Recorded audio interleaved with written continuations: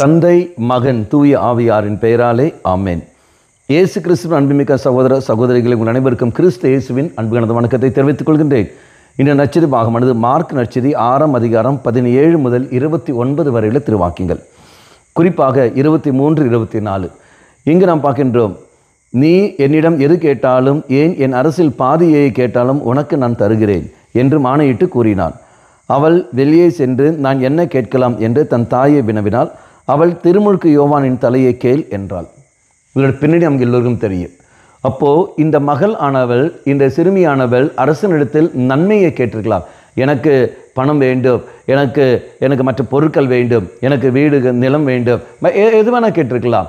ஆனால் சம்பந்தமே இல்லாமல் அவள் கேட்டது திருமுழுக்கு யோவானுடைய தலையை அவள் கேட்கின்றாள். இவள் கேட்க காரணம் என்ன? இவளுடைய தாய். இவளுடைய தாய் கேட்க காரணம் என்ன? அவள் வாழ்ந்த பாவ வாழ்க்கை. அந்த பாவ வாழ்க்கையை சுட்டி காட்டியது யாரு? இந்த திருமுழுக்கு யோவான். அப்படி நாம் பார்க்குற சமயத்தில் ஒரு பாவத்தில் இருக்கின்ற ஒரு மனிதன், பாவ வாழ்க்கை வாழ்ந்து கொண்ட ஒரு மனிதன் அந்த மனிதனிடத்தில் சென்று இதோ தனக்கு என்ன வேண்டும் என்று அட்வைஸ் கேட்குற சமயத்தில் அந்த பாவ வாழ்க்கையில் நிறைந்திருக்கிற அந்த மனிதனிடத்தில் கடந்து வருவதென பாவங்கள் தான் கடந்து வருகின்றன. இந்த மகள் ஆனவள் தன் சொந்த தாயிடத்தில் போய் கேட்பது இதோ நன்மைக்கு எதிர்பார்த்தால், ஆனால் அந்த தாயானது தீமையை சொல்கின்றாள். இவளும் அதுக்கு ஏற்றபடி போய்விடுகின்றாள். அன்பர்களே, நாம் பார்க்க வேண்டிய விஷயம் இதுதான். நீயும் நானும் யாரிடத்தில் அதிகமாக பழகி கொண்டிருக்கின்றோம்? நமக்கு யார் கற்றுத்தருகிறார் பாருங்கள். பெற்றோர்கள் பாவ வாழ்க்கையை வாழுகிற சமயத்தில் பிள்ளைகளுக்கு அவர்கள் என்ன அட்வைஸ் கொடுக்க முடியும்? பாவத்தை தான் கொடுக்க முடியும். நல்ல வாழ்க்கை வாடுகிறவர்கள் மட்டுமே நன்மை கொடுக்க முடியும்.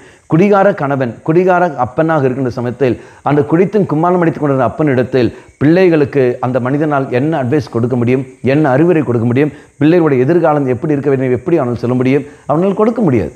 அவனால் ஒரு நாளும் நன்மை எதுன்னு கண்டுபிடித்து கொடுக்க முடியும். காரணம் பாவத்திற்குன்னு ஒரு மனிதன், இச்சை உணர்வுகள் வாழ்ந்து கொண்டிருக்கின்ற ஒரு தம்பதி, இச்சை உணர்வுகள் மட்டும் வாழ்ந்து கொண்டிருக்கின்ற ஒரு மனைவி, கணவனை ஏமாற்றி வாழ்ந்து கொண்டிருக்கின்ற ஒரு மனைவி, அவரிடத்தில் பிள்ளைகள் அட்வைஸ் கேட்குற அறிவுரை கேட்குற சமயத்தில் அந்த பிள்ளைகள் என்ன அட்வைஸ் கொடுக்க முடியும்? பிள்ளைகளுக்கு என்ன அறிவுரை கொடுக்க முடியும்?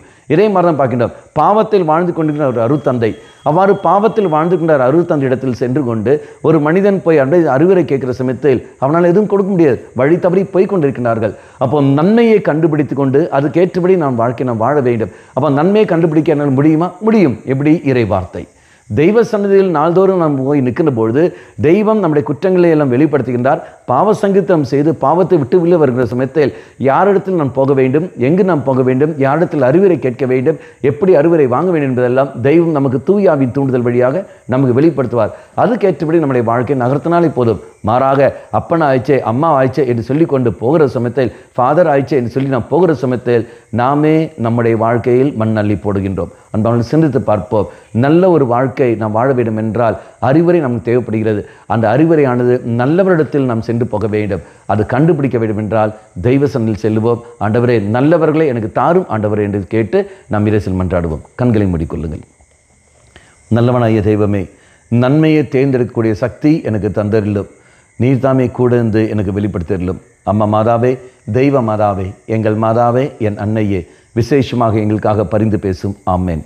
தந்தை, மகன், தூய ஆவியாரின் பெயராலே ஆமேன்.